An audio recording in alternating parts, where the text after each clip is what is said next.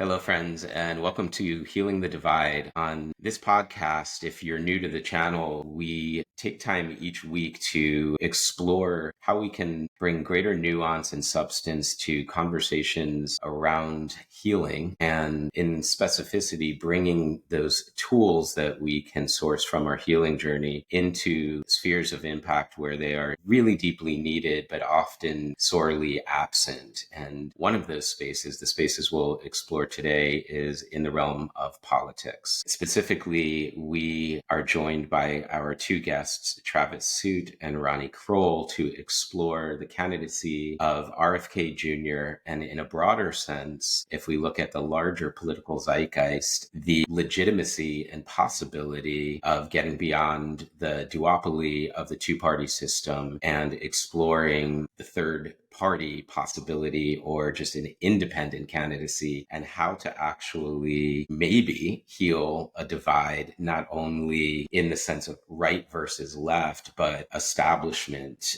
control over the political process, and how we can really explore the divide in ideological thinking and how that can really sever our ability to think critically and with sovereignty about these issues. So I'm looking forward to a conversation to get into all of these spaces, whether there's agreement, disagreement, wherever that lands. Our agreement amongst each other is to communicate with civility for validation. And while both my guests share a favorability of RFK's candidacy, our hope is to really look at some of the, not just the pros, but the cons that people have brought up, and be able to speak to them in a way that isn't just a talking point for 20 seconds on an establishment media channel, but to unpack the truth behind the narratives and take a closer look at this campaign. So that said, thank you both for being here, and I would love to share a short introduction for each of our guests. So first and foremost, I am going to read a brief introduction for Travis Soot.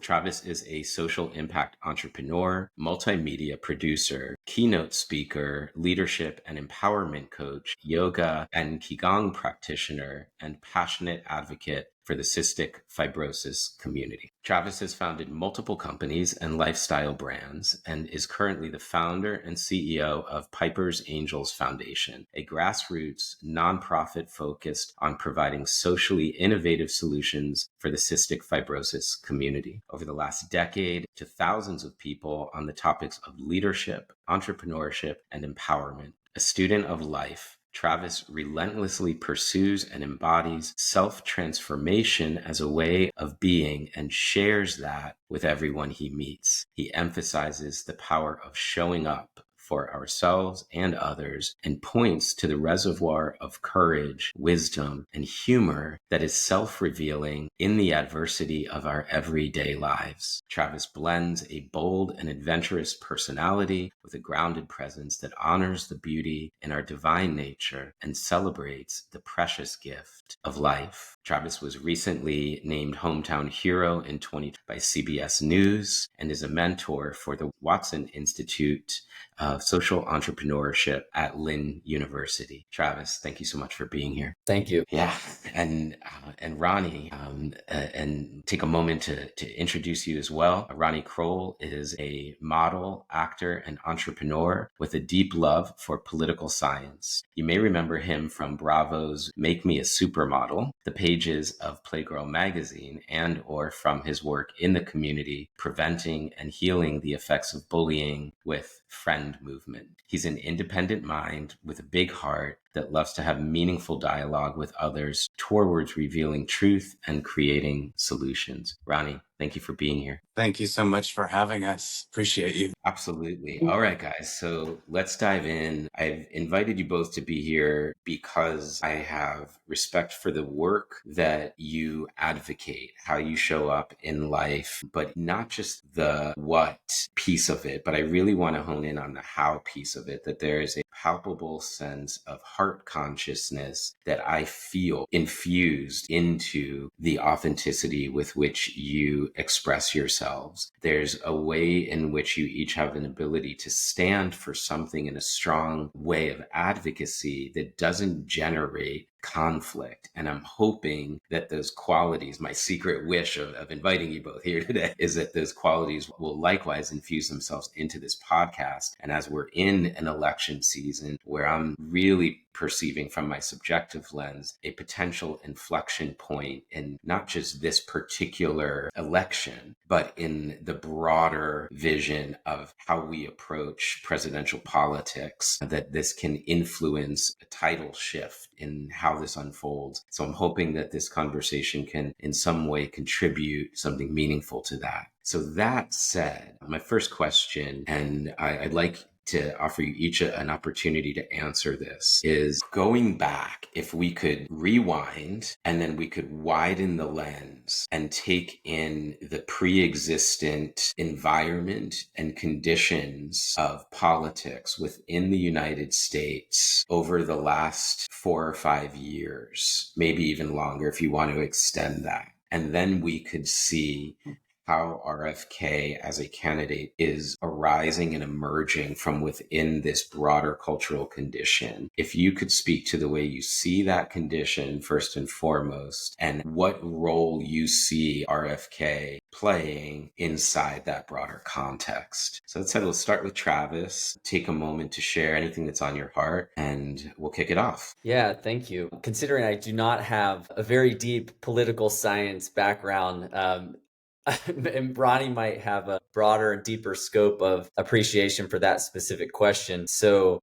for me, looking back at my life, I'm 40 years old, and, growing up, Republican household with very, very deep kind of Republican cultural anchors and values and things. And it always just seemed like a tennis match. It's like, in the political, game, it was like, okay, it's going back and it's going forth. It's going back and it's going forth. And I always just felt like this observer, like watching it go back and forth and not really feeling like I was a part of that game, but that it was just some bigger, broader game being played. And, as I grew into, my own maturity and greater awareness, I still feel ignorant to many of the topics and processes that are being juggled by the whole political game. And so I just always felt disenfranchised from it in a big way, and I was one of those people who didn't vote because it was like, what's the point? I don't understand. This is a joke. And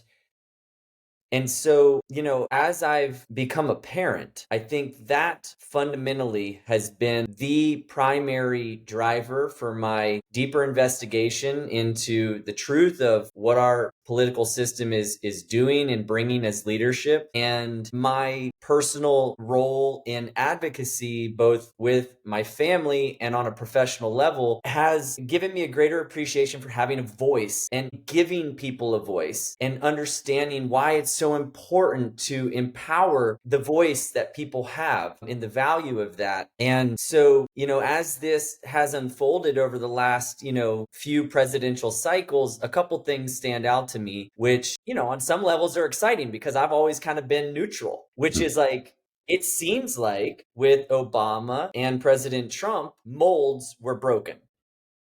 Right? There were specific molds that had been in place, and those were stretched or broken and redefined. And it seems like our world is accelerating through this digital media revolution where information and technology is accelerating what we have access to and what's possible and how fast things can happen. And so, I've feel like we've just arrived to another place where that mold every 4-year cycle, so much changes in 4 years. Look what we've gone through in the last 8 years, right? The whole world. So I feel like there's these big shifts that can happen. And I feel like we're on the precipice of another one of those shifts in consciousness as a humanity. And as my demographic has grown up and are now becoming parents and business owners and taking a larger place, so to speak, in society and in resources, leadership, that our voice, the voice of so many people who maybe were disenfranchised or felt left out or weren't being heard, is now reaching a new level of engagement because of this digital age. And it's allowing for there to be more of this right here, which is so beautiful. And so it's very exciting. So that's my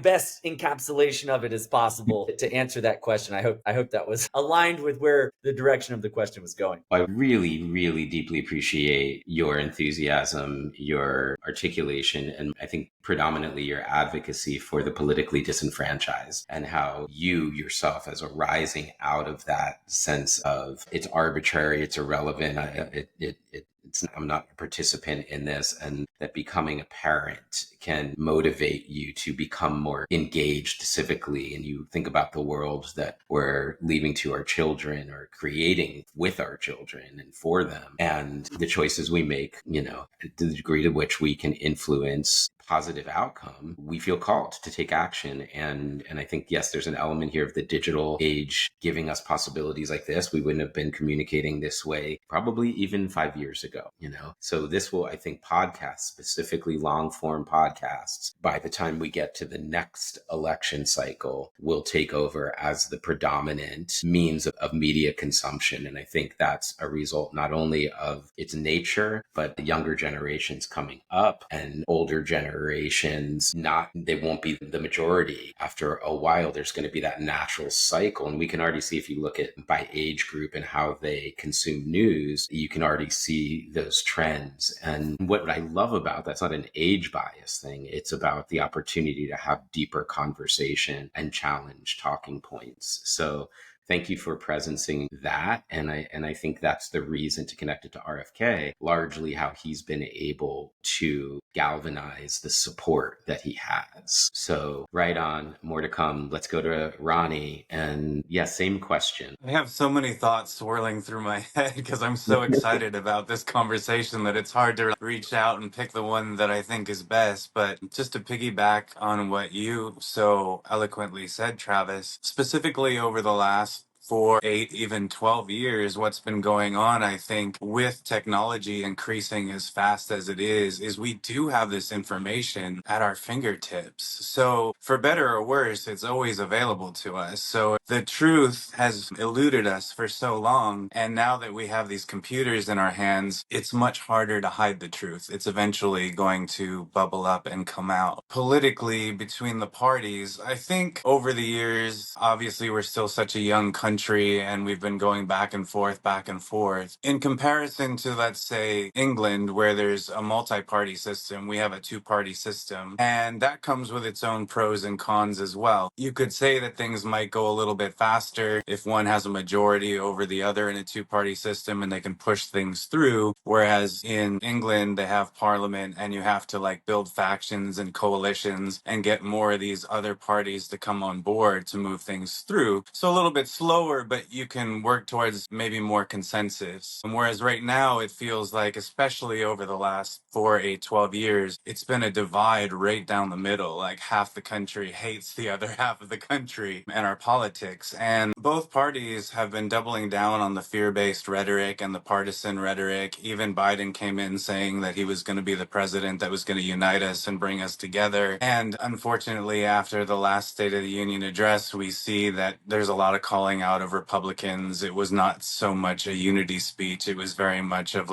this is our party, this is our vision, and you kind of got to get on board. The unfortunate part there is that a nation divided cannot win. We cannot thrive together unless we can actually learn how to respect each other and communicate with each other and have these kind of conversations. And I think we have a lot more in common than we do different. It's just that these politicians and the way our system is working or not working right now for the American people is that they know if they double down on the fear, if they double down on the ego, and they double down on kind of the surface level stuff, that they can motivate their base and get them emotional versus becoming a critical thinker and trying to figure out what's the best solution for the greatest good. It's if they get us in a fear place, we're going to do whatever it is that they want us to do. And ultimately it comes down to money and winning. And so what they do is both parties get us us very emotional about a specific topic, and then they can manipulate us in the direction in which they want us to go. That's everything from the rhetoric of the politicians to the media, whether you're watching Fox, CNN, MSNBC, or the like. They have a very clear agenda. They know who their base is. They know who they're talking to. And there's private interests involved, right? So you got pharmaceutical companies that are sponsoring the broadcasts and things of that nature. You have board members that are not only on the pharmaceutical boards, but they're also on the boards of the media. So again, getting to the truth is so hard. So all of a sudden, enter stage right, Bobby Kennedy, and he's finally saying, I'm here to tell the truth, and we're going to find that truth together. Sorry, there's a siren in the background. Hollywood life. So I'm here and we're going to navigate this together and we're going to find the truth together. And he stepped away from the Democratic Party and he's saying, I want to find that truth with you, whether you identify as a Republican, a Democrat, or somewhere in between. And that's really how the truth works, right? There's my truth, your truth, and then there's the actual truth that's usually somewhere in the middle, but it's kind of murky waters getting there. And I think Bobby Kennedy really is the candidate right now who is speaking in substance. He's speaking to the real challenges of the everyday American. He's in touch with the everyday American is going through.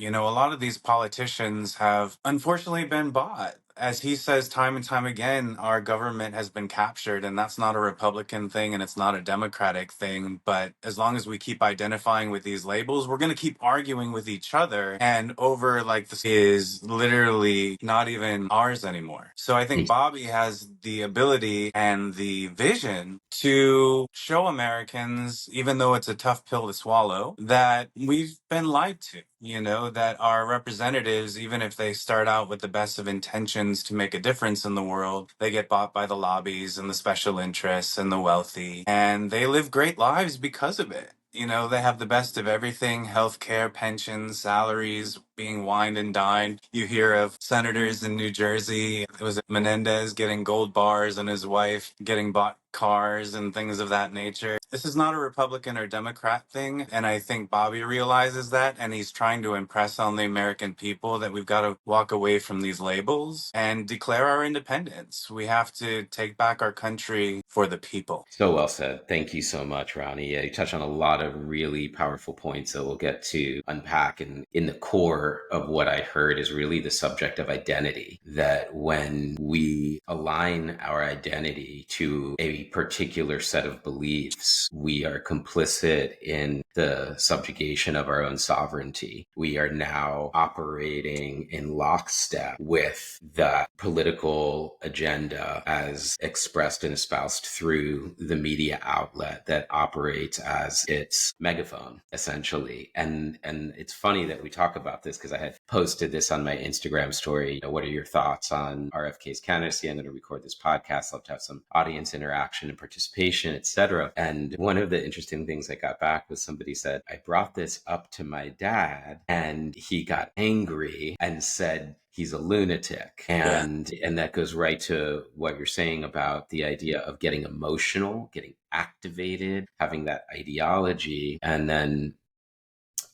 said that he watches CNN and Fox both a lot and does this ping ponging within his own being, kind of that Travis was speaking to. And I see this in my own family as well. And it's like, well, I'm going to see both sides as if that represents the whole picture. But it's like, hey, that ball that's going back and forth is on the same court.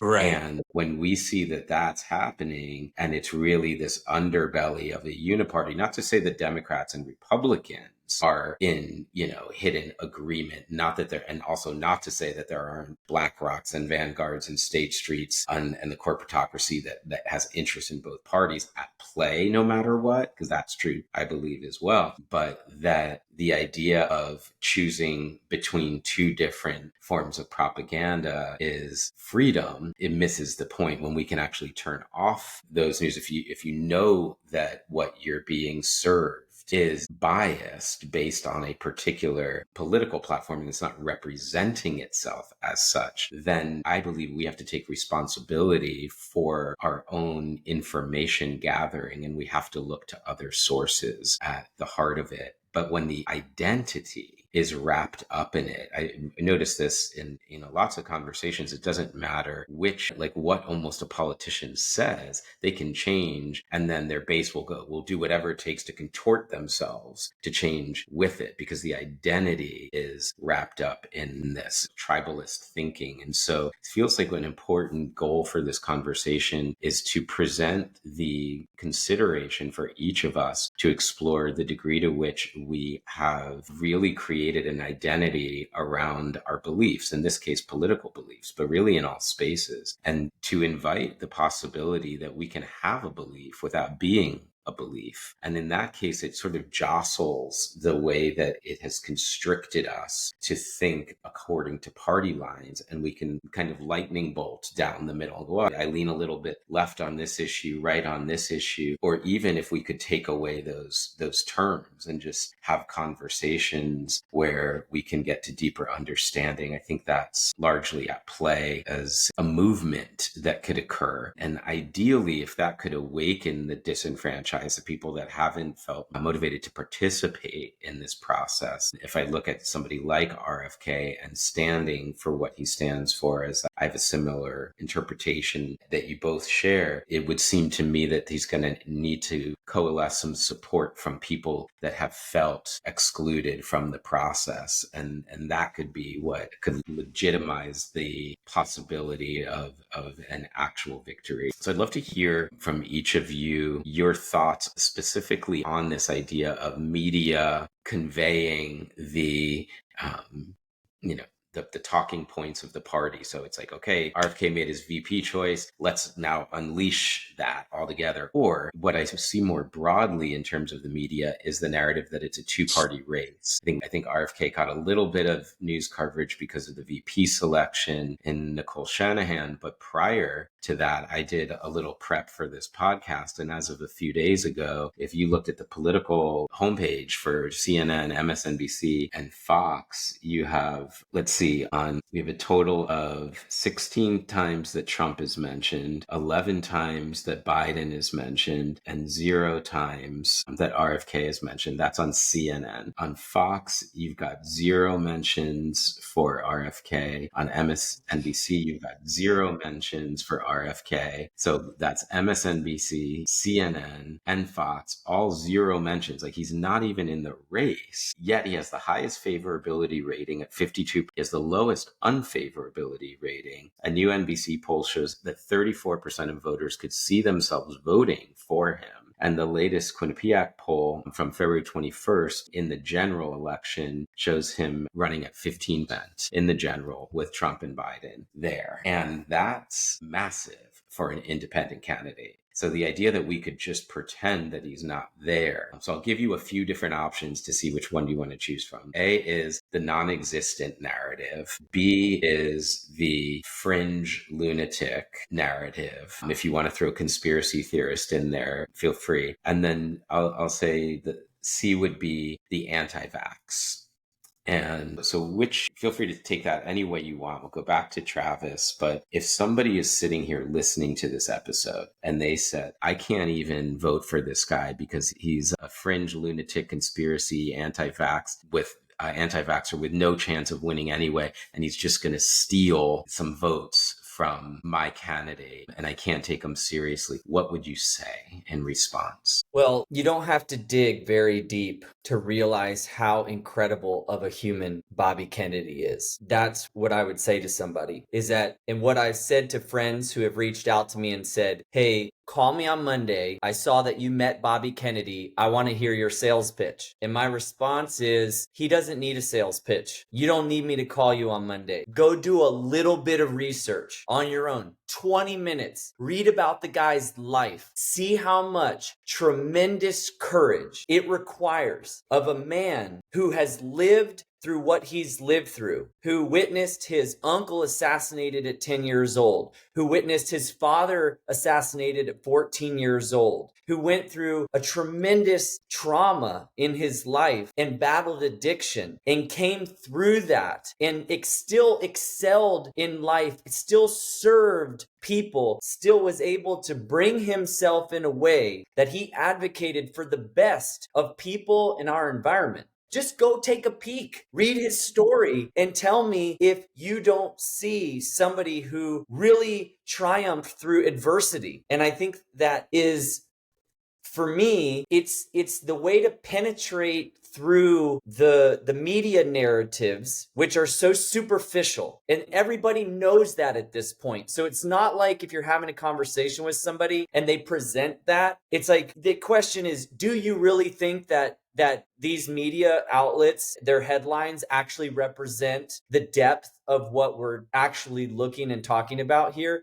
Do you really believe that? Because if you do, which side do you choose then? Which headline do you believe? Because they're all over the place. So at this point, it takes a little bit of that energy of inspiration that requires somebody to care enough. And that's the real truth of it, is if somebody is challenging the topic, my response is to challenge them. It's like, it's its own inquiry, right? That it's like, in the process of all of this, like, it's like a self-inquiry. Like, you can't take it from the speaker. Don't listen to me. Go find out for yourself. And if you can find out a few things, come back and let's have the conversation. But he doesn't need a sales pitch. And that's how I would respond to somebody in that conversation.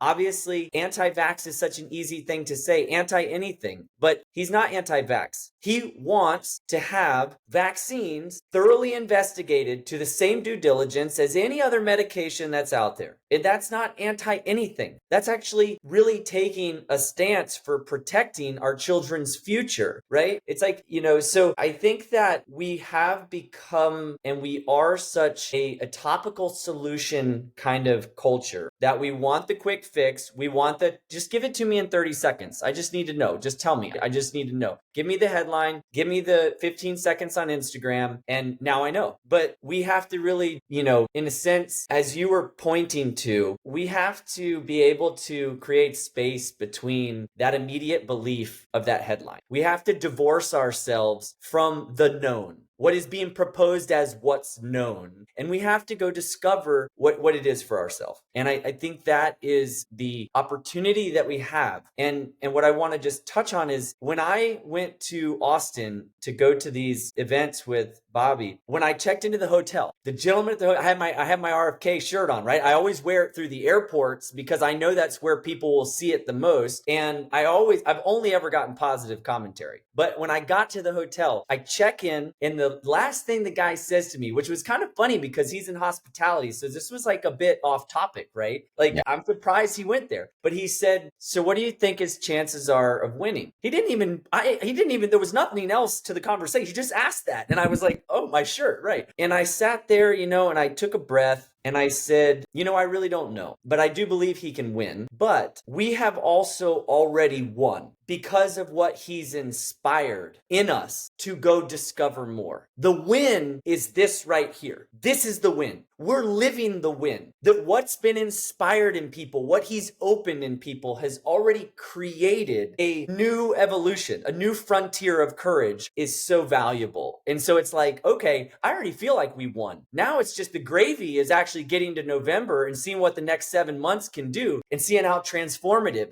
and seeing how amazing it can be to show that these media narratives are nothing. They're nothing.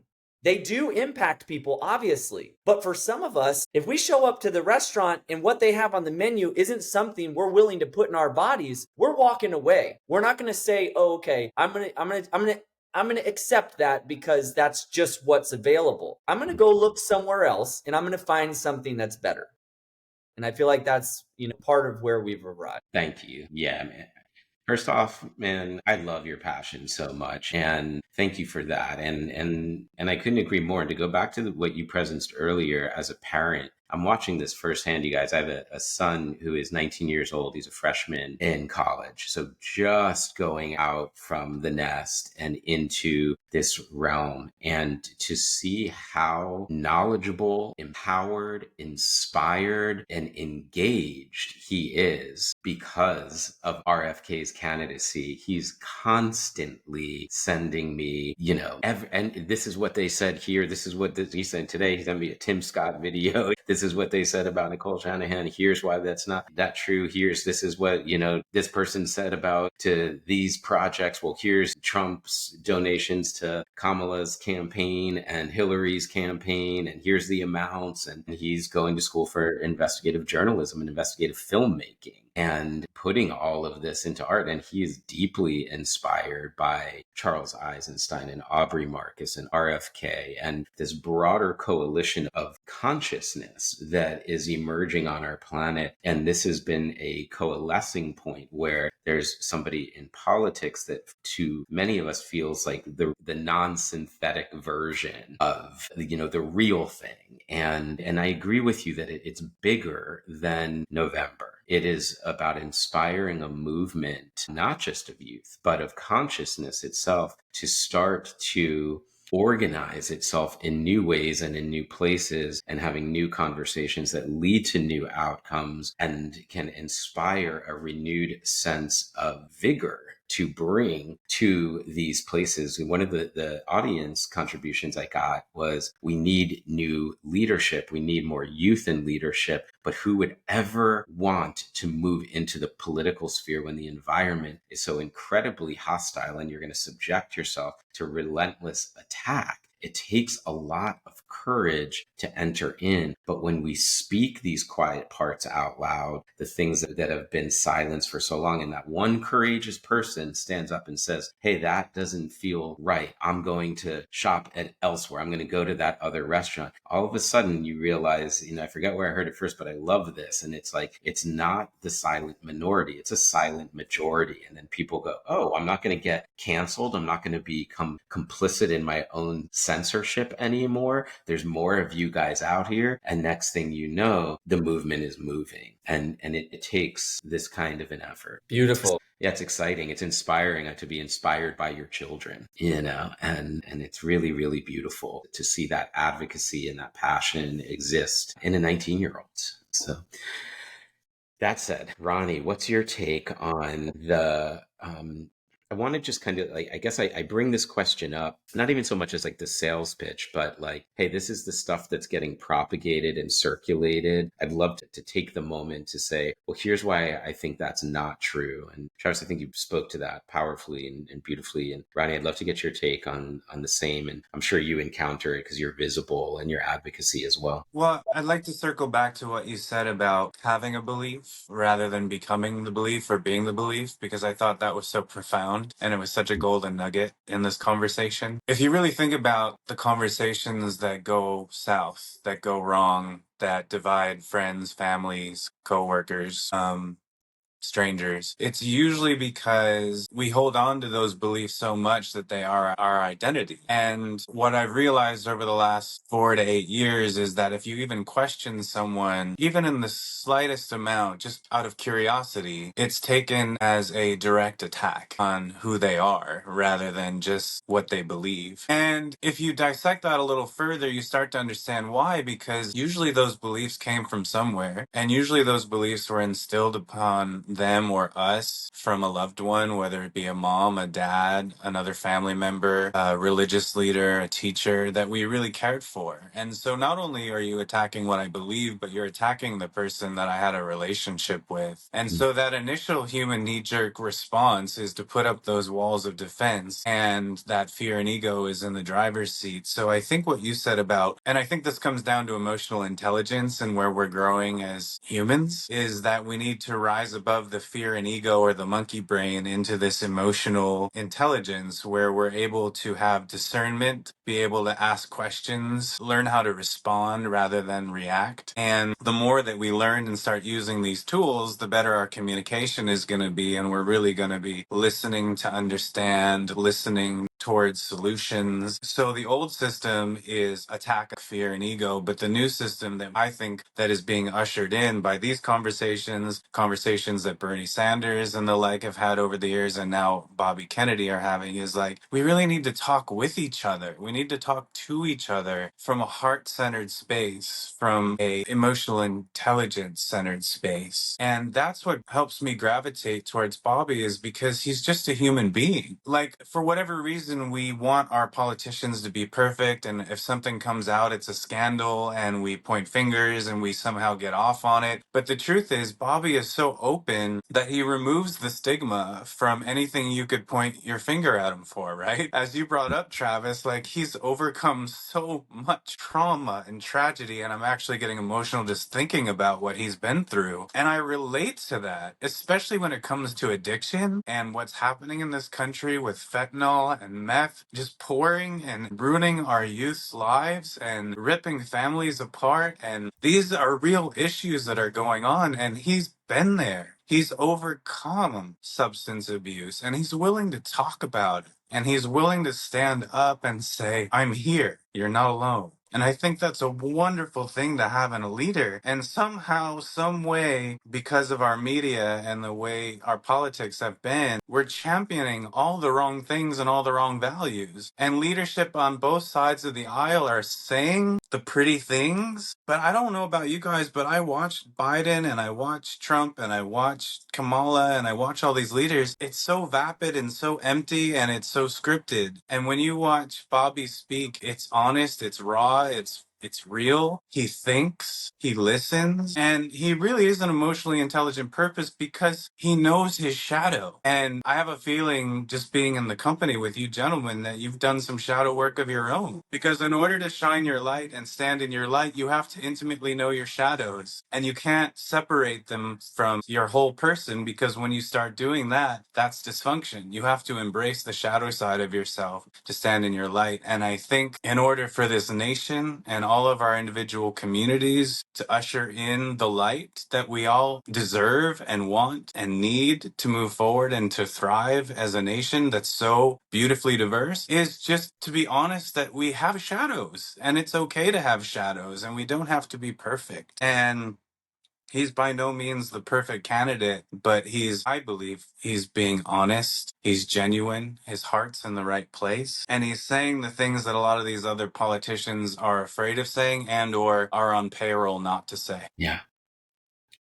Thank you. Thank you for leading with your heart and feeling safe enough in this container of this conversation to show your vulnerability and really you give voice to the wisdom in your heart. And this is no pun intended, but the heart of the matter itself is that, it's when I was listening to this little clip I saw the other day of James Carville, who's a Democratic strategist, saying like, it's time we do some wet work on RFK. And you want to play nice, but you got to start to, and this is the whole dark side of politics, and we're going to dig up this dirt and we're going to attack you, and we won't make you do it because you're the candidate, but on your behalf. And it's like, we're so sick of that. Like, we see through the facade of that, and we've had enough of that. And that when somebody can come up and be open and not say, yeah, I only took a puff, but it was like, yeah, I was addicted and I worked through it. And also, by the way, some of those plant medicines have extreme therapeutic value to heal trauma, and I'm going to get behind that. I'm not going to hide from that. And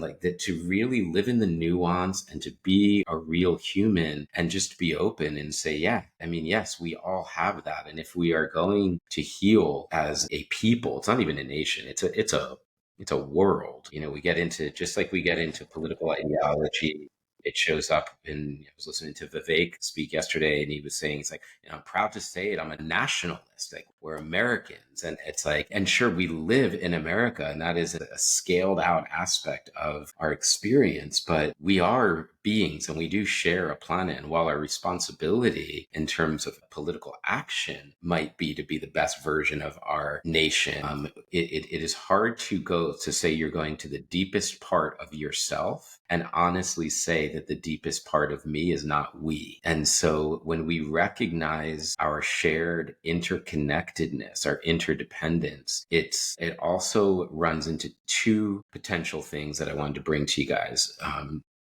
One potential is looking at something like World Economic Forum, WHO, these things that sort of represent on surface the idealism. And to me, it feels like it's it's the false representation of that something real, that interconnectedness.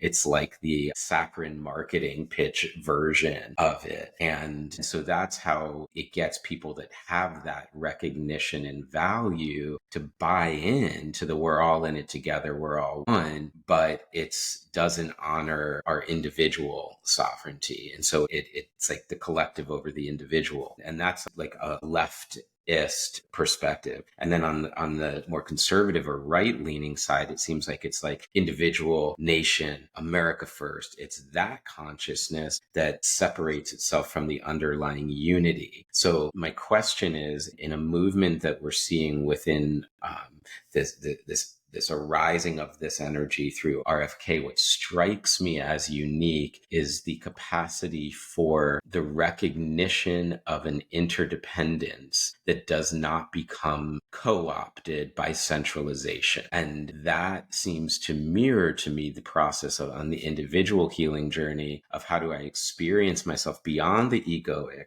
structure that you're presencing as part of an interconnected whole and an individual as well. And then how does our politics hold the nuance of being individual but not separate? Right? Sovereign, but not divided, so that it can represent both of those expressions without falling into the polarized, exclusive aspect of one or the other. Yeah, that's the big one, right? I think so. Yeah. So, yeah, thoughts on that. I mean, maybe it's just that moment where we're just like, yeah, but it seems to be that until we reach that within our own individuality, the outside's always going to be a reflection and projection of what's inside of us. So that is what allows us to sit across from someone and say, hey, I know you have a different belief and it's okay. And I just did this container. It was 8 weeks of politically diverse people coming together to go issue by issue. And each week we did a different issue, but we started by learning Imago, conflict resolution dialoguing. If you're not familiar with Imago, it's what a lot of therapists use for couples that are having a hard time communicating with one another. And they'll fault and blame and invalidate and not empathize and talk over. And so I taught them Imago dialogue. And then we were in Zooms, different parts of the country, put them in these dyads, one-to-one rooms where we talk about the issue. So if, let's say, Ronnie's speaking, Travis is listening, he might have a totally different worldview, but you mirror back what you heard, you validate their perspective, and you empathize with what that must feel like. So you let them feel seen, you validate the mental process wrapped around it, and you empathize with your heart from that. And they're like, yeah, there's so much connection. Then it switches to the next person, and you hear them, they have a completely different view, and it trips the system, because it's like, wait a second, we should be attacking each other, but we're not. We actually really get along. The next thing you know, all these people are getting along, and they're just completely mesmerized by, like, how is it possible that I'm sitting here as a Trump supporter talking to a Biden supporter, and we've been like this, like, staked in, and it's like, oh, well, we're both operating from what we think is moral and just. We're just having a different set of information, a different information set coming in, a different data set coming in, and our calculus of it is a little bit different. That doesn't make us evil. And when we remove the ad hominem of the other candidate or the other human, it opens up space to let's start from our shared humanity. And then it's okay for us to disagree. We're, like you said, Ronnie, we're not going to have a perfect candidate. And that's because perfect is subjective, right? I mean, I know just by looking at your Instagram, you're in staunch support of the Palestinian movement. And Bobby has a different tact that he's taking towards that than I'm sure you would hope for. I don't want to put words in your mouth. But, and how do you reconcile that? It's because I see something that you don't have to have my verbatim views in order for me to see that this is a candidacy worth supporting. Whereas somebody like what I saw with Dave Smith, whose work I really value, if you saw his podcast with Bobby, he just basically said, listen, because of this issue, I'm cutting it out. And that's, to me, so painful, because you could galvanize a tremendous amount of libertarian support for a candidate that could move the needle in a really positive way. But it's almost like you're protesting with your arms crossed and saying, well, because it's not this issue, I can't do it. I think it's going to take some bending of the way we Listen, I get so much flack for supporting Bobby Kennedy, especially within the LGBT community. He has said some things over the years that I think were taken out of context or misrepresented in certain situations, specifically with regards to the HIV/AIDS epidemic in the 80s. And there's a lot of people that won't support him just because of something they think he felt back then, you know, and we do that a lot in our society. We look to decades old thoughts, and I have to ask those people, like, are you the same person you were 2 decades ago, you know? And if not, like, how can you hold this person to the very same standard and that that's their belief today? I'd be remiss if I didn't say that it's really hard for me to reconcile the fact that Bobby is so staunchly in support of what Israel is doing right now, and the thought did cross my mind, who else is there, you know? And I kept looking, and I kept keeping my eyes open and my ears open to see, well, who is that person that I can identify with completely? And it's just not possible. I'm not going to agree on every single issue. And I think that's also one of the dangers of a two-party system, is because of course you're going to find Republicans that agree on some Democratic issues, and you're going to find Democrats that agree on some Republican core values. So the fact that you have to label yourself a Republican or a Democrat in today's modern era, even our first president of the United States, George Washington, had a fear, and rightfully so, of what the party system could bring, because rich, wealthy, powerful interests can usurp the party and use it for personal interests, you know. And you needed parties back in the day, you know, because we didn't have supercomputers in our hands telling us about the candidates. You were just going off of what the party was telling you to say that this is a reputable person, you should support them. But these days, I think we do have to go back to what we share in common as Americans and what are our values, and revisit those, just in any way that a business revisits its mission statement or recultivates a new business statement. Are we living up to what we say? Are we practicing what we preach? Or are we just saying everybody else has to live this way, do as we say, not do as we do? But when it comes to Kennedy and the bigger picture, I agree with him on most things. And I agree with the core of his being, which is I think he's very pragmatic. I think he's a thinker. Again, I think he's a listener. He's open-minded. I don't think he's just going to completely cut someone off. He's going to say, let's keep this conversation going. And I think that's what we need in a leader. And, you know, I think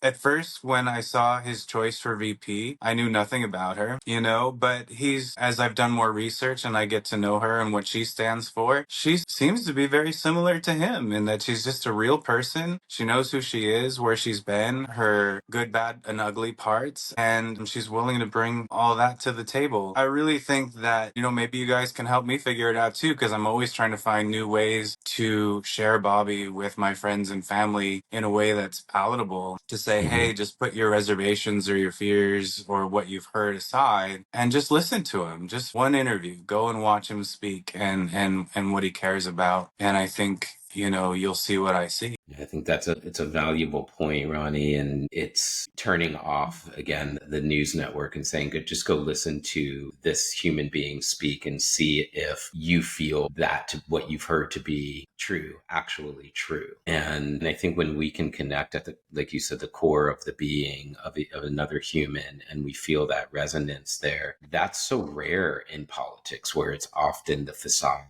And to feel authenticity present is so powerful. And one of the, well, actually, let's stay on the topic of the VP choice, because the presence really a couple of things. One is like no perfect candidate. So Travis, I want to give you a chance to respond if there's thoughts as related to Israel-Palestine, if there's thoughts on Nicole Shanahan as a VP choice. This podcast for future listeners is being recorded 2 days after that announcement. And being that he chose somebody from outside of the at least popular political framework, where most of us are not aware of, which wasn't as visible in the broader public eye, though very much, I think, within the tech communities and maybe California politics to some degree, there's still a sense of like, who is this person? And of course, the first things that come out are the hit jobs from each side. And I think maybe there's like a base insecurity for people to say, I want to be able to, you know, show up at the water cooler, so to speak. And, you know, I just need some information to go by. And I've already like given my trust to this particular network. And so I will say what they said. I know I saw Charlie Kirk say this, so I'm going to repeat it. And it's like, well, let me think for myself. And I think that's been something I've heard you guys both really say is at the end of the day, this is the democratic possibility, invitation, like the courage of being in a democracy is that we get to think for ourselves and vote for ourselves. So we get to align our action with our sovereignty and to our sovereignty as free thinkers. And so to really usurp our own process by giving it away, by outsourcing our perspectives to somebody else is really the fundamental. And so how do I take that back and say, hey, just go listen to an interview, and then like you beat both of presence, then I'm happy to have a conversation and see how you feel. Maybe that is really the best thing. And it's just, things like this, us having these talks. But Travis, I wanted to hand it off to you, your thoughts, whether it's Israel, Palestine, or Nicole Shanahan. I know, like I said, it's early in that process, but what's your take so far? Yeah, thank you. Well, man, you guys, you hit on so many really important aspects of this. I've been taking notes, and I love that I'm learning. When I'm learning, I'm having fun, and I'm like feeling very inspired from both of you. And I think offering to people, like how Ronnie was saying, like, well, how do you talk to your friends and family, and how do you open the dialogue and conversation, or if somebody is initially very resistant? I think that aspect, at least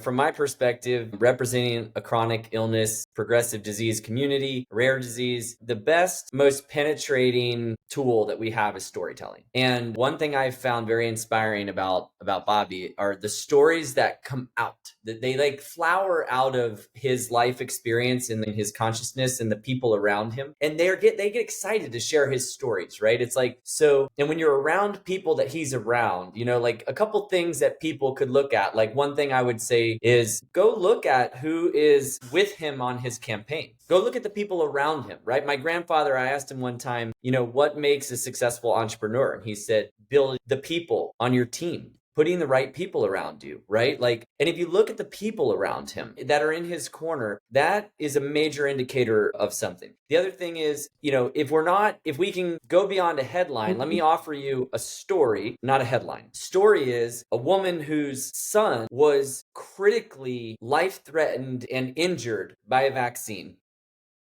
right? Shows up on his doorstep. Bob goes to his house unannounced, is on his doorstep with a stack of papers this deep. And he comes out and they have a brief conversation. And she says, Bobby, I don't know who else to go to. This is a very smart, intelligent woman. You can find this story. I need you to read these. And he says, I've got an appointment to go sailing.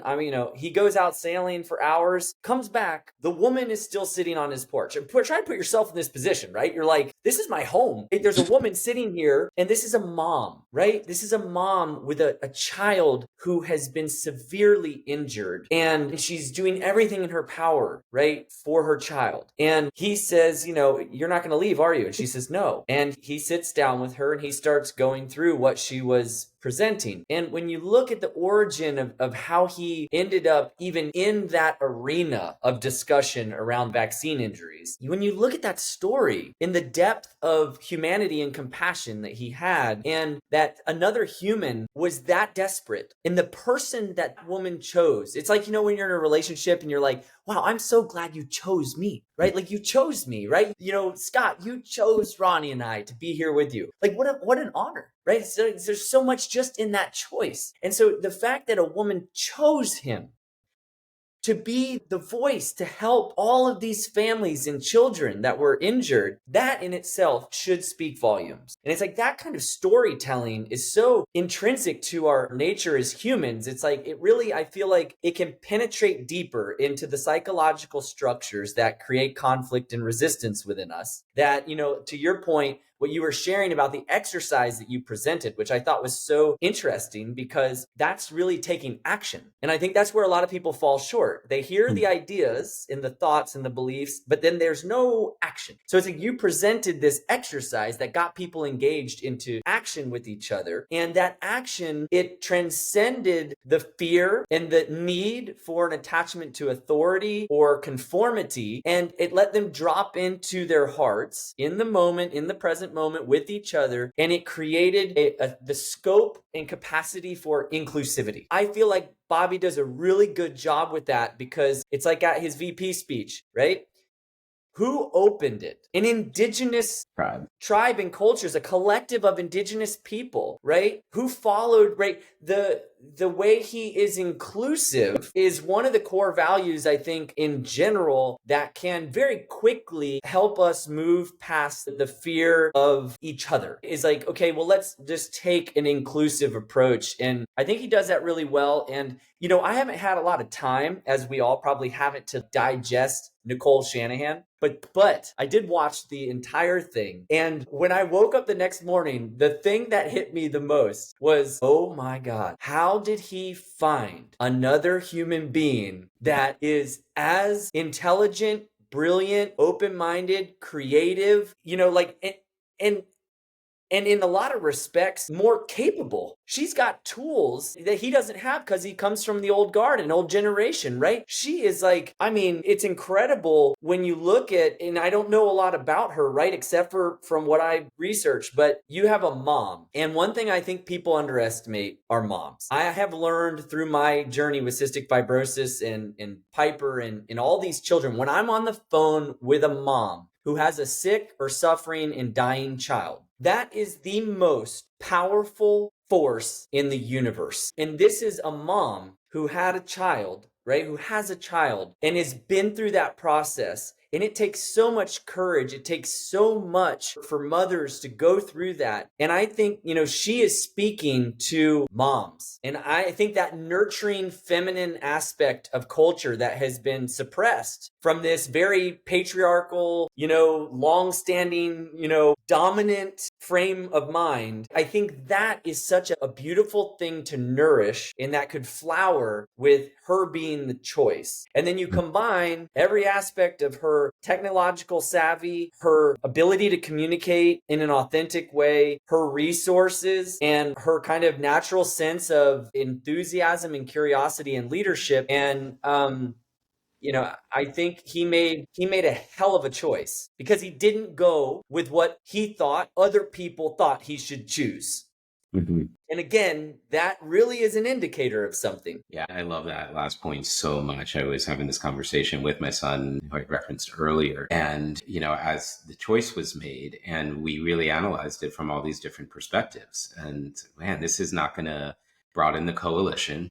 You're going to lose people. You have somebody like Bobby who's, you know, independent. He's drawing a lot of independent people. He's elevated consciousness. He's drawing those people, and people that have been disenfranchised, drawing them in. But pulling from the left and pulling from the right is something that he's uniquely done. And maybe that was the way that he showed up during COVID and his vaccine positions and advocacy. Again, I don't want to say he was not, just for any listeners who might hold that belief, ever did he say, I am anti-vax, but I am a proponent of vaccine safety and efficacy and the same regulations and trials that are applied anywhere, and that I think any of us would want in our medicine and our vaccines to protect us, to be tested for that. I'm an advocate of that. And I hope that we're all that. That to me feels like a little lazy. I don't want to be divisive, but a little lazy to say I'm not going to go do that research on my own. So for him to know that he's going to lose some people with this decision because the, again, superficial glance with Nicole is that she is far left, Soros, all these things. You're going to see it all come out. And they knew that. They weren't blind to that.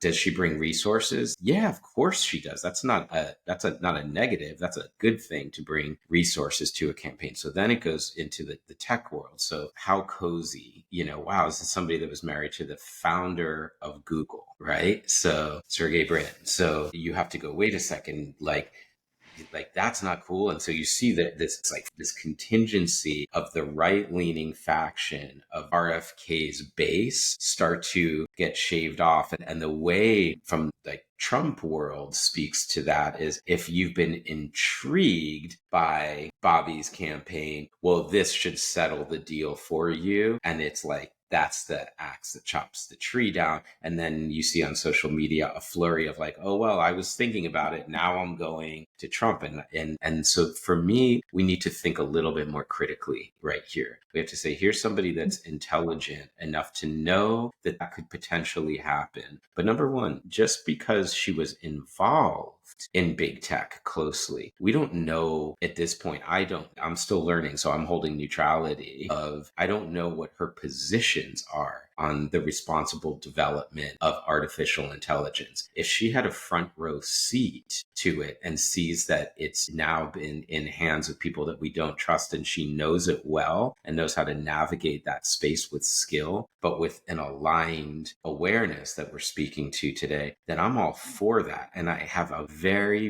very hard time believing that someone who has really earned his presidential candidacy stripes on issues like censorship in online spaces, it's literally suing the Biden administration over the entanglement between the state and social media, that somebody who is a supporter of internet privacy rights is going to then choose a running mate that has the exact opposite. That tells me that she has the skill, the connections, the resources, and the know-how to operate in that space, but from an aligned vision. And that gives me a deeper sense of safety. I could see how the first knee-jerk reaction will be like, whoa, big tech. But why would he choose her if that was her stance? That just doesn't make sense. Which then brings me to the final point of the courage. And what I really respect about the choice is, knowing all of that, I can only assume that he didn't go with the marketing pitch choice. Like when, Trump chose Mike Pence, and it's like, whoa, I thought you were going to be anti-establishment. It was, it wasn't so much deep state. It was drain the swamp was the vernacular. And then you fill your cabinet with swamp creatures. Again, not to be divided, but you're saying that you're going to do this, and then you're doing the exact opposite. Was it just a political ploy to energize this aspect of a potential base?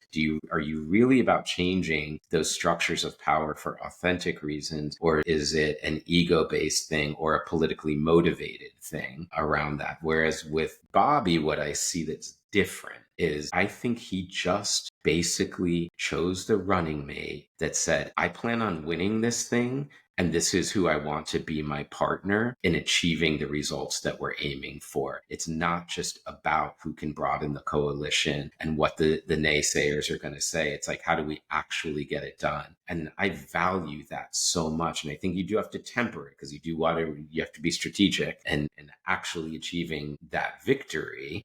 But to be able to make such a bold choice and say, I know that you guys don't know where she is and it's going to come out negative, but this is who I think I can do the job with. I love that. So that's my take on it. Ronnie, what about you? Any further thoughts on Nicole as a choice? So many thoughts. When I first heard her name, again, I said I don't really know anything of her in the political realm. So I was, I think, a little disappointed, because I had in my head my fantasy ideas of who that perfect, completion ticket would be, and fantasized about what they could do and all the different people I had in mind. And then he threw this curveball, and I was like, and then I, of course, read all the hit pieces, and I'm like, oh, she's one of those that married all these like rich dudes, and now she's wealthy, and she can inject money into the campaign, and like all these sources are saying this about her. And I was like, oh, that's too bad. And I was really disappointed, and I said, well, let me take the time to really like watch the entire introduction of Nicole, and then hear what she has to say from her mouth. And listening to her speech, again, it was like a mirror of Kennedy's values. It was another person who embraces everything about her, the good, bad, and the ugly. And I think one of the things to make note about Nicole, too, is the age difference. The fact that she is, I believe, a millennial.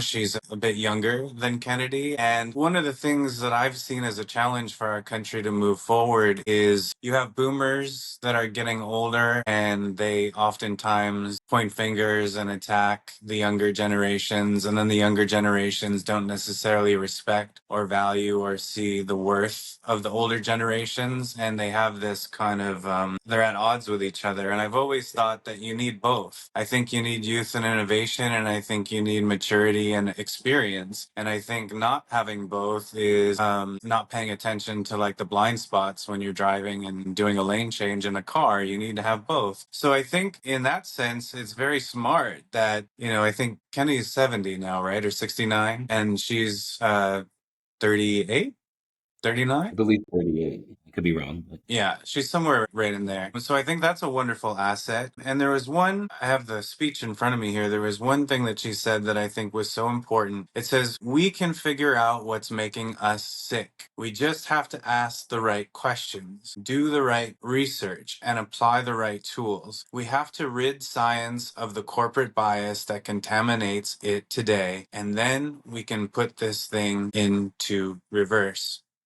And that's important to me, and I think should be important to so many Americans because, they keep using the rhetoric of following the science, but really we have to be following the money because money always dictates the science. And I don't think people realize that sometimes when we drink our Kool-Aid from the CNN or the Fox or the MSNBC, we just kind of go with that ripped from the headlines, and then they shame you for not following the science. But if you take a deeper look and think critically and you start to ask yourself, especially when it comes to, say, censorship, especially in the big tech social media space, when people start censoring you or they have fact checkers, I always ask, well, who's the fact checker and on whose payroll is that fact checker working? Because then they're the ones that are arbitrating truth. And how do you have honest dialogue between ourselves and freedom of speech if that starts getting taken away? So I think combined with Kennedy's experience and all the amazing characteristics and attributes that he has, she brings that tech savvy, that a bit. She's like, we've got the data, we just have to know how to ask the right questions and scan the data to find the answers. And I've always thought that politicians that don't seek out help from like analysts or engineers that make things operate and work, they don't necessarily have the bigger picture that they need and all the data that they need to make the right choices. So I guess that's a long-winded way of saying, like, even though when I first found out about his choice, I wasn't excited. I'm getting more and more excited as I learn about Nicole and why he may have made that choice. And it just makes me think he's even that much more of a better leader, the fact that he can make a choice that isn't necessarily the obvious one that other people would want him to make, and that he's done his research, he's dug deeper, and he knows exactly what he wants and needs. And that's also representative of who he's going to pick on his cabinet and surround himself with in those positions moving forward in his administration. 100%. And to just reinforce that fact checking piece, if you look into Media Matters, if you look into Center for American Progress, these are politically right or left leaning, and the way I just shared them, left and then right, that are just going out and saying that they're fact checkers. It's like Trusted News Initiative. It's like we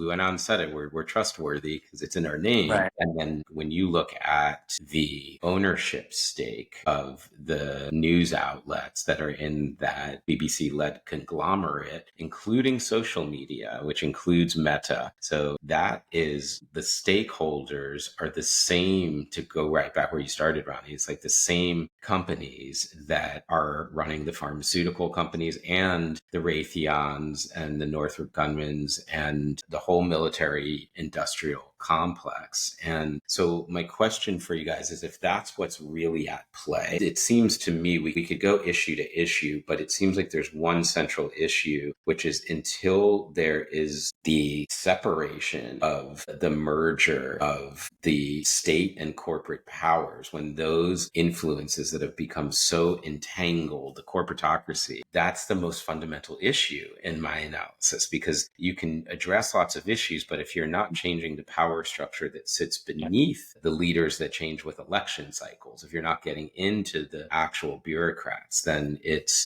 really hard to change the system that we're in. And yeah, sorry, go That's ahead. like what Will and Jada said, called it an entanglement. Our corporations are Yeah. entangled with our government. And it's a fine line that you walk when you want to try to address that, because you don't want to make an enemy out of anybody. These corporations in and of themselves are not the enemy, but unfortunately, they already hold so much power as their corporate entity. And then when they sink their teeth into the representatives that are supposed to be looking after the general welfare of our people and our country, but we're humans, and we all, when presented opportunities to better or enrich our lives, are, forced to make choices. And sometimes that moral compass is not as calibrated, especially when gold bars and cars and fancy trips, you've seen it even within our Supreme Court justices benefiting from, certain wealthy people and corporations, and then to get swayed in that direction. So are you really truly representing the electorate that put you there, or are you paying them lip service and then doing whatever it is the people that are keeping you in power with everything that you enjoy? And again, that's why I bring it back. It's not a Democrat Republican thing. It's just a human thing. And as long as we continue to allow these corporations be married with government, and we don't find ways to divorce them a bit to level the playing field. But I guess my question to you guys is, and this is something I've thought a lot about, is like, is that answer going to come from the inside? Because why would any person, whether they be Republican or Democrat, want to shoot themselves in the foot and remove the gravy train? You know what I'm saying? Like, to offer up campaign finance reform legitimately and seek it out, even though knowing it's going to take away some of the gravy train and the benefits that you have, offering up the idea of maybe some kind of term limits that allow you to only be in a space or a position for a certain amount of time. And it doesn't mean you don't leave politics, but you'd have to go serve somewhere else in a different capacity.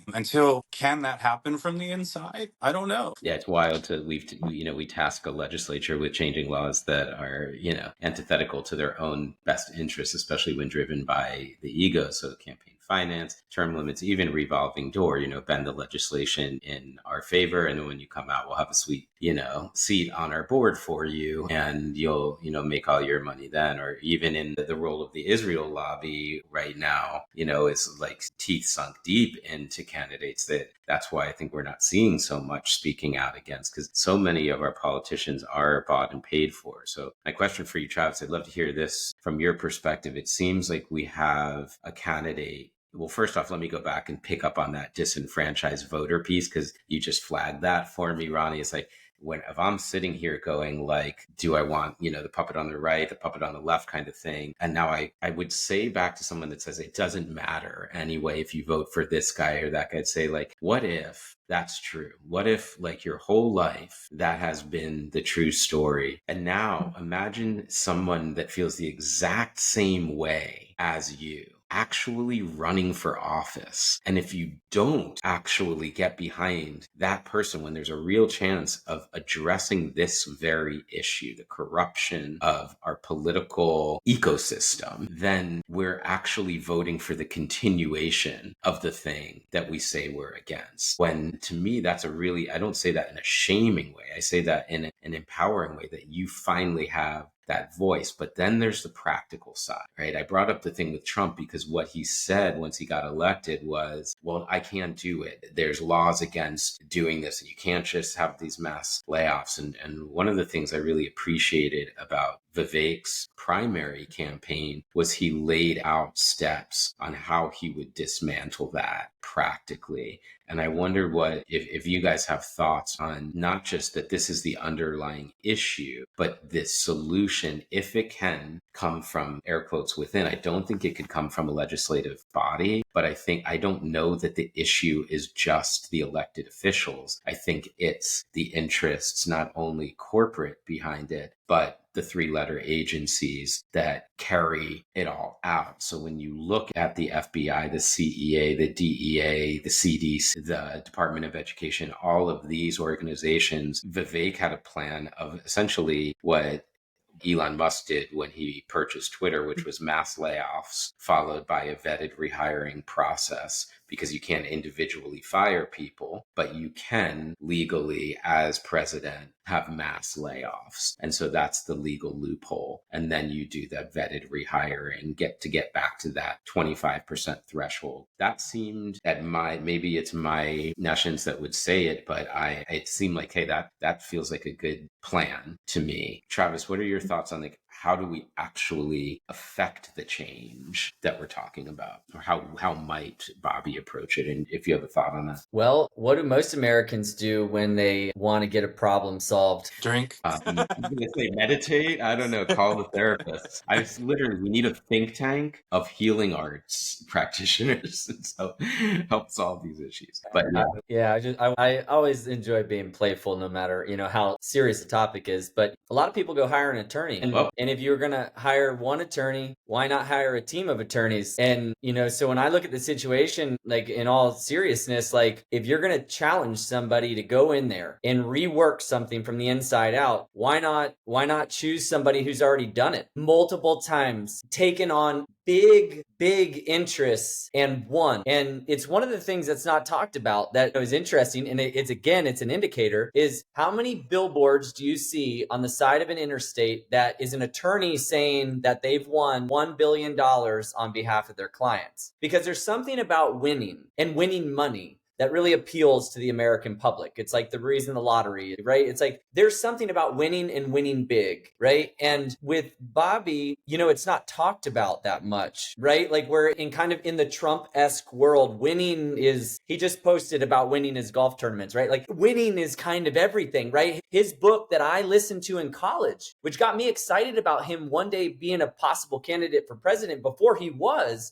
called Think Big and Kick Ass. And it was like, because that's that mentality. And I think if people understand that there is an opportunity to be on a winning team, that the winning team is actually there, then there's a possibility. And I think for all those people sitting on the sidelines, or for all the people who, this is another big one, think that they're going to throw away their vote. Thank you. That's the other big one that comes up a lot. Our country is sick.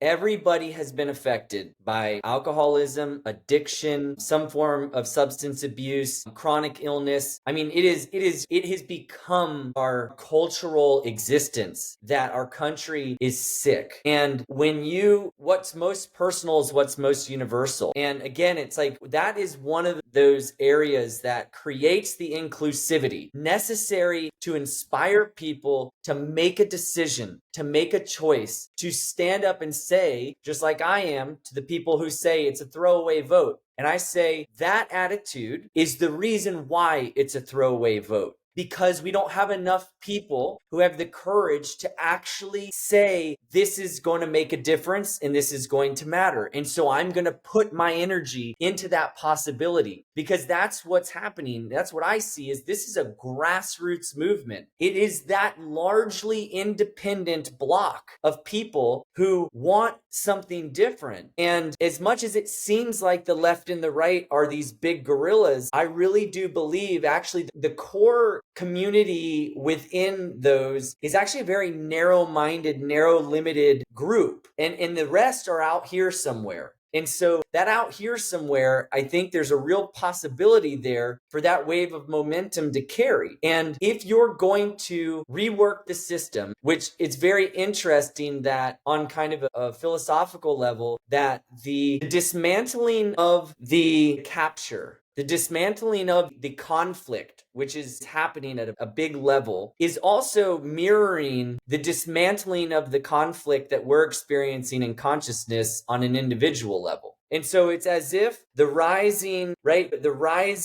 mirroring is becoming more clear. And so there's a sense of trust, right? It's like that, acceptance and trust, right? Which carries a pretty high vibration and energy. That sense of trust that this is actually going to happen. It's just going to happen. It's going to happen as a natural result of what's arising in our culture, which is that we are falling apart. We are very, very sick. It's showing up in all the mass shootings, in the violence.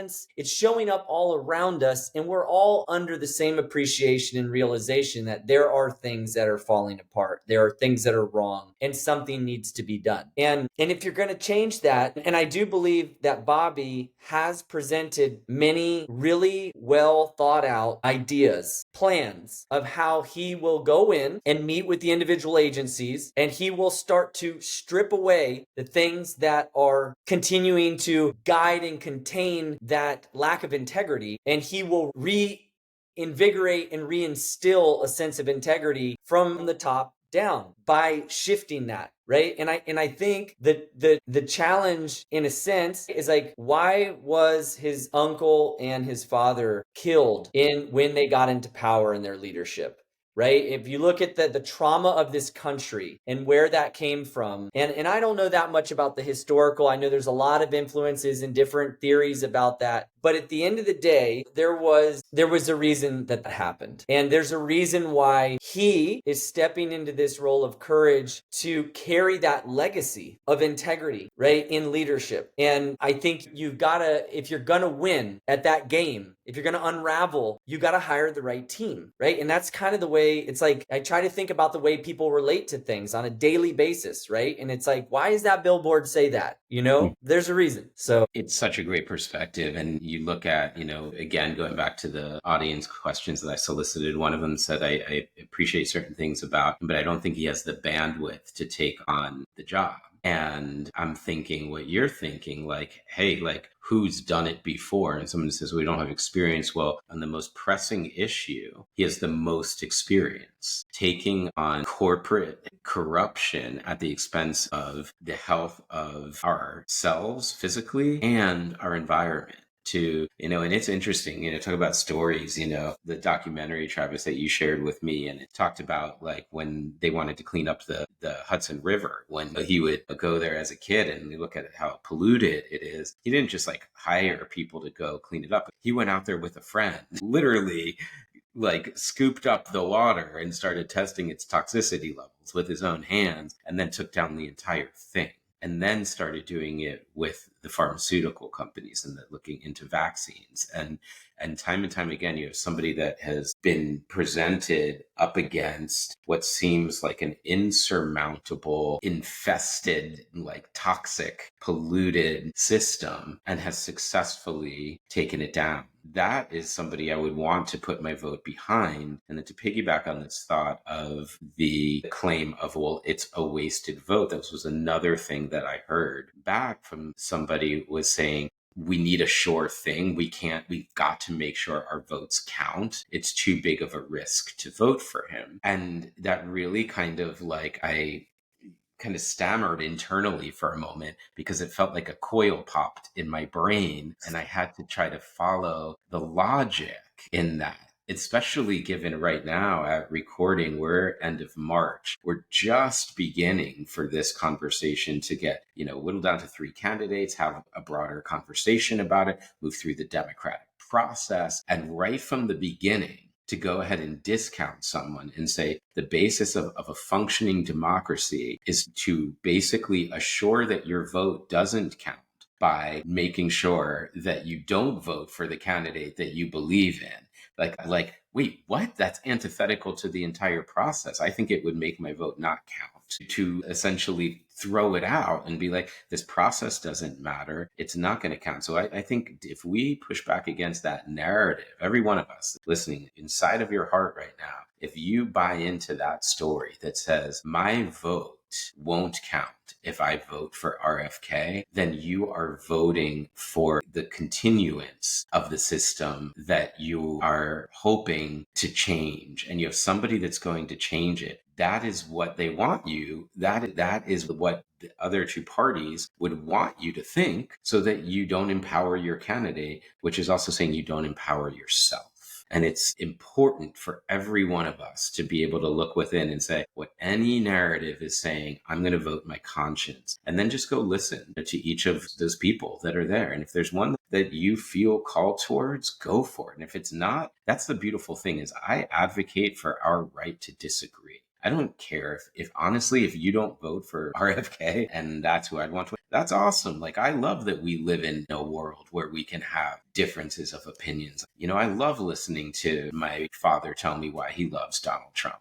It's awesome. And I love that we can hang out and have a good meal too. And so I think part of what this is about, and I want to be mindful because it's nuanced. It's easy to say, well, it's just this candidate versus that candidate. It's like, we're actually talking about a candidate that stands for having a diversity and a plurality of viewpoints. And that's okay if you don't want that candidate. But let's agree on our right to disagree civilly. Let's have the conversation a little bit differently. So we're hearing a little bit of advocacy on this podcast. We're hearing a little bit about why I feel passionate about this candidate. That's awesome. You might be listening and feel passionate about a different candidate. That's awesome too. I just had a podcast recently with supporters of each of the primary candidates in one episode, and it was amazing to have that conversation. I wanted to do something a little bit differently today. I want to do something a little bit different with this specific episode because I feel that there is a unique inflection point in the larger capacity for an independent candidate to have an opportunity to actually win the presidency. And if that happens, the entire thing changes. It's bigger than one person. It's bigger than one election. And we have the ability to participate in that tectonic shift. And it's important that we talk about that, not just about the candidate, but about the broader possibility that is in front of us right now. And that feels incredibly empowering and exciting. And it feels great to be able to have conversations where we're finally questioning the stronghold of that, historical binary right left, which, as I couldn't agree more, that's a reflection of the consciousness that is this or that, yes or no, black and white. And the whole idea of healing the divide is to question the premise of the bifurcated, fragmented consciousness and to be able to see that while we might be associated with a particular way of thinking, we might pendulum to its opposite as we let it go, that ultimately there is a migration back to center where we integrate them. And we are at an opportunity where we're each being invited to explore these ideas within us and then how they are represented in the systems that we choose to support and participate in around us. So that's a little bit how I see it. I want to toss it back to Ronnie. And when you look at the broader meaning and potential of what this is all about, if we were to look back 30 years from now,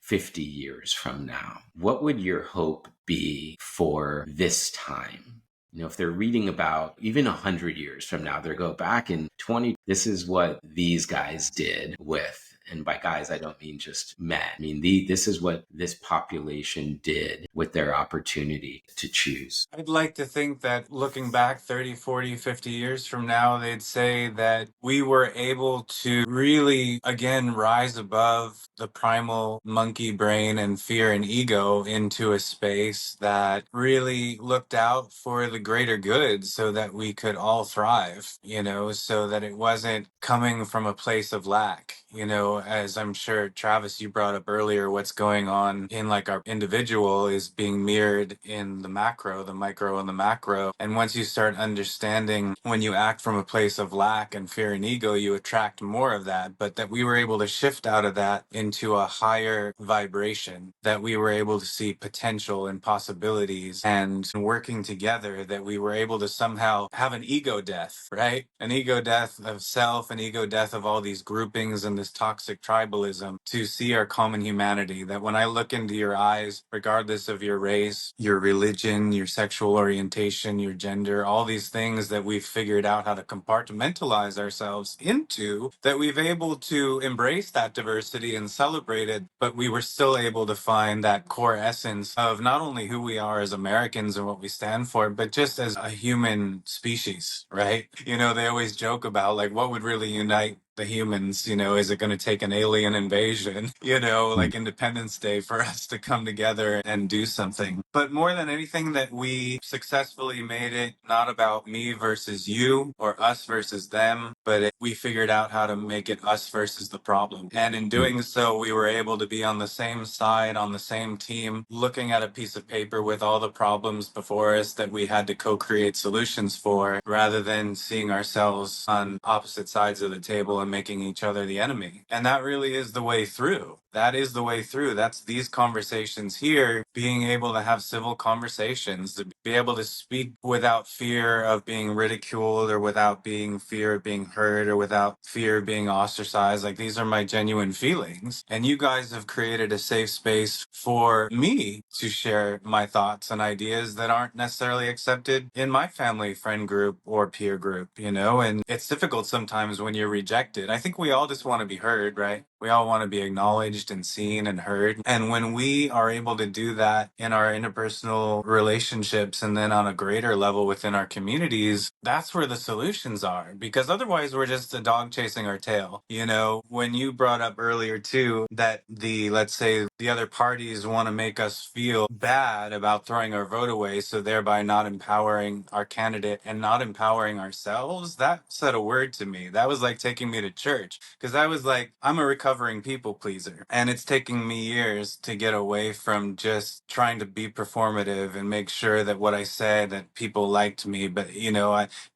I didn't realize how manipulative that was. It wasn't coming from a place of manipulation, but I felt like in order to have value and worth, I had to say the things that other people wanted to hear. But in truth, the solutions are on the other side of those things that we're afraid to say, to use our voice to say. And it's just, they're going to look back and say, hey, they figured it out. They rose to the challenge of practicing effective communication tools, of respecting one another, and of realizing that they were all on the same team and that everybody could win, you know? And I think that's where we really need to get to a place to, because I'm all for capitalism. And I think that's a wonderful thing. I think being able to be in charge of your own destiny and go after your dreams and create something. But when we are now living in a capitalistic society that is putting profits over people, then we've already lost. We're not a democracy anymore. In the last 2 or 3 elections, if Did Not Vote was a candidate, it would have won by a landslide. You know, how can you be a democracy or even a democratic republic if you vote people in and then another group can buy them out and your voice is no longer heard? All we're doing is picking the person that's going to betray us. It doesn't matter what team they're fighting for.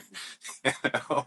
So I would hope that in 30 or 40 or 50 or 60 years from now, they'll look back and say, wow, they looked at Everest and they said, we're going to do that. You know, we're going to overcome the challenges. We're not going to make enemies of each other. We're going to find our common ground, and we're going to do what's right for everybody. It's not going to be easy, and it wasn't easy, but they did it, you know.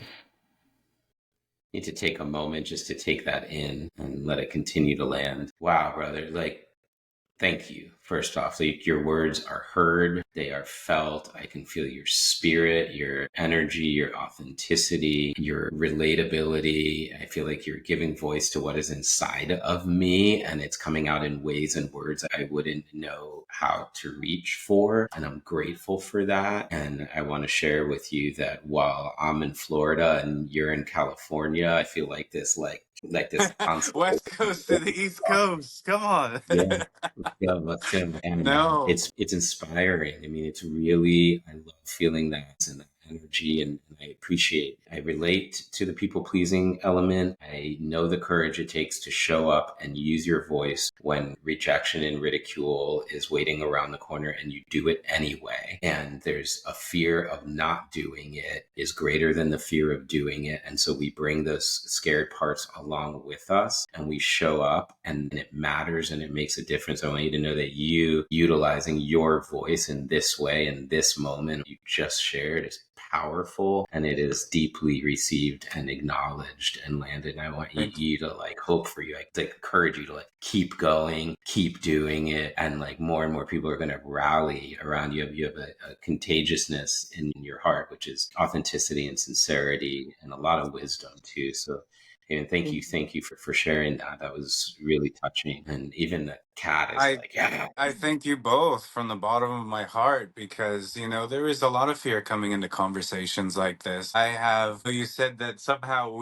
that Travis and I had figured out a way to speak in a way that doesn't have conflict. But I tell you, that's not necessarily true. Like, I've had so many issues where I've been bullied online and there's been conflict. But I think what the three of us are experiencing here today and what we're acknowledging in one another is that it's not an absence of conflict. If anything, it is a courage and a willingness to have that conflict and to be well equipped with the tools in how to navigate that conflict so that you understand what everyone's needs are and what the end goals truly are.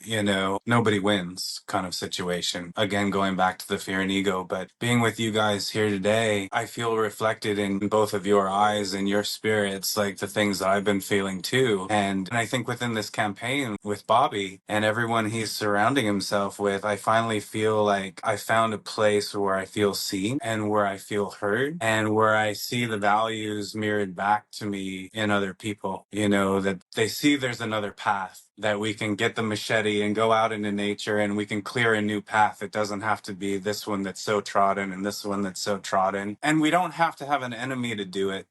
I think that's one of the things that prevents us from finding the solutions, is somehow there's always got to be a common enemy. And I think in this case, especially with this campaign, the common enemy is not a person, place, or thing. It's poverty, it's greed, it's fear, it's ego, it's all these intangible things that are kind of looming within all of us. Again, going back to that shadow self and folding that shadow self back into not only our individual spirit and selves, but the greater whole of humanity. And that's exciting to me too. Like Travis said, it's like, this is an exciting time. It's a dynamic, exciting time to be alive with so much possibility and potential. And talking with you guys has given me hope and it's given me courage. And I'm going to go back out into my conversations after this one and be that more excited, to keep talking about it. Thank you so much. Yeah, I can feel that. I'm thinking of the statement, like, you can't fake the frequency, like the energy doesn't lie. Right. And I can just feel in the current of this conversation, the frequency of truth and inspiration, which for me says it's trustworthy. And I agree. I do feel that in a political candidate for the first time in a long time. And that's exciting too. And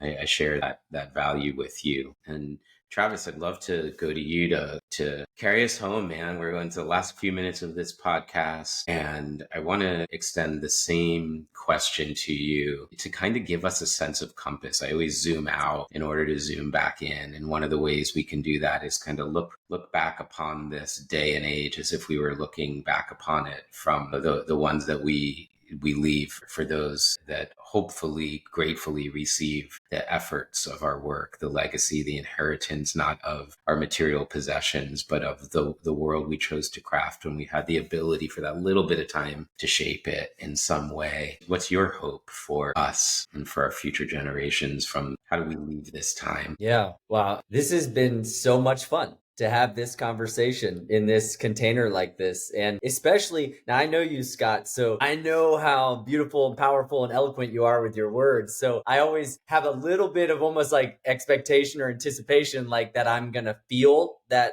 energy, right? But to then be in relationship in this to Ronnie, like somebody who in the dualistic sense, I don't know, and to receive, that communication and to feel like what this is all stirring up is so cool. It's such a cool experience to have, and yeah, I think when we look back, the possibility could be that this could be the line of demarcation where it was clear that conscious leadership emerged on a global level. Because right now, I think it's emerging and we see it in ourselves and in the world around us, but conscious leadership hasn't yet taken the global stage. And it's interesting to see how, it's like I always joke that like I'm some kid from a dirt road in rural Palm Beach County who grew up with like very structured, conditioned ways of being that I had to really release and break free from. And now I'm practicing like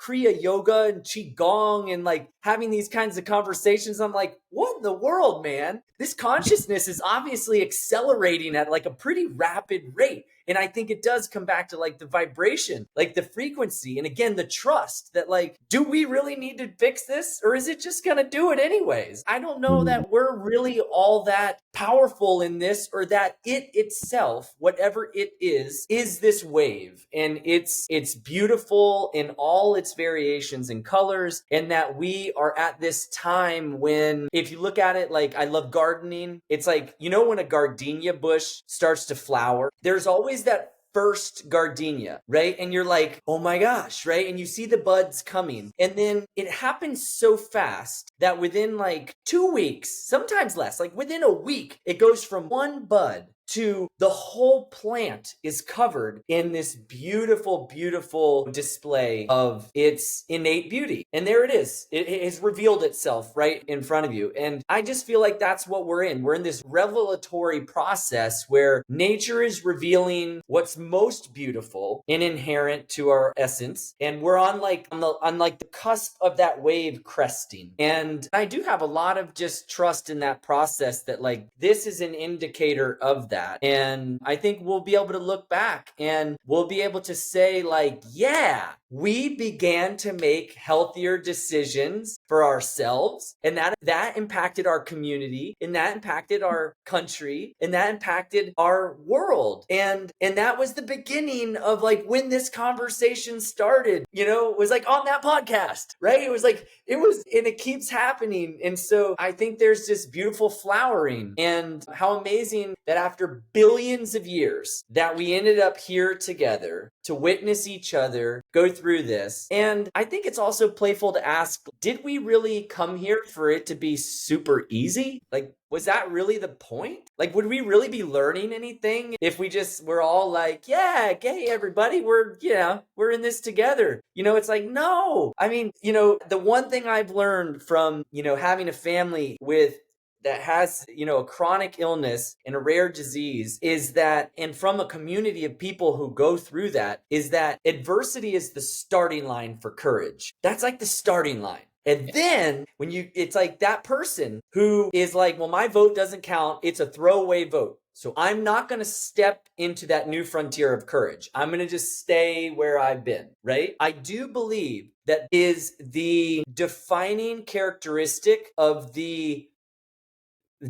where the heart's energy, where the consciousness of the heart is existing in that expansion. And that's the new frontier of courage, which is different for everybody. And it's like, that's where they are and that's where we are. And so it's like, but we know energetically, it's scientific, that vibration and that energy, because of people like Ronnie and because of people like Scott and because of people who have courage. Courage is an initiation of a higher accessible energy that turns into unconditional love, that turns into compassion, that turns into acceptance and trust. And so it's like, if we can just meet each other there, which is what this is all about, right? Healing the divide. It's like, well, the recognition that the divide is inside of us, so maybe this time we'll look back and say that this was the moment that divide was transcended. Again, necessary, requisite moment to pause and receive for metabolization purposes. Man, thank you, brother. That's just so full of life and that coalescent auspiciousness that I feel from you just comes out with power and alignment and clarity, and it's contagious. There's virality when we align our energy with our essence. And when that happens, there is a particular inevitability, which is what I hear you speak to, that the effect is present within the cause. Are we the ones doing it, or are we what's being done? That there is a divine intelligence that has a thrust that needed the pressure of the things that we're experiencing potentially as problems in order to create the necessary tension, the contraction, in order for that expansion to pulsate back out so that we can create an external world that is a reflection of the true internal world. And the reality is, I actually don't think there is a divide in the deepest sense. So when I name the podcast Healing the Divide, the reality is I believe that everything is fundamentally whole, complete, worthy, innate. Like it's already, always already beneath and behind all the fluctuations where we experience the perceptions of division, fundamentally wedded in exquisite harmony. If there's a divide, it's overcoming the perception that seeming separation is real. And so from that basis, we can look across and say, like you've both shared it, you look different, you think different, you choose different, you feel different, everything. I love that. I don't want to emerge in a garden with only other gardenias. I want to in a plurality of gardenias where we all advocate for the soil to hold us all. And that's really the beauty. And my understanding of how movements move, even after that first gardenia blooms, it's the second one that comes. And when the first one and the second one create this synergy, it's like, boom. And in that place, the inevitability now has a circuitry to express through. And so we get to ride that wave. We get to be stewards of that energy coming in. It is an honor to show up in service. It is an honor to get to start to step into that conscious leadership you speak of, Travis, and you embody as well, Ronnie. And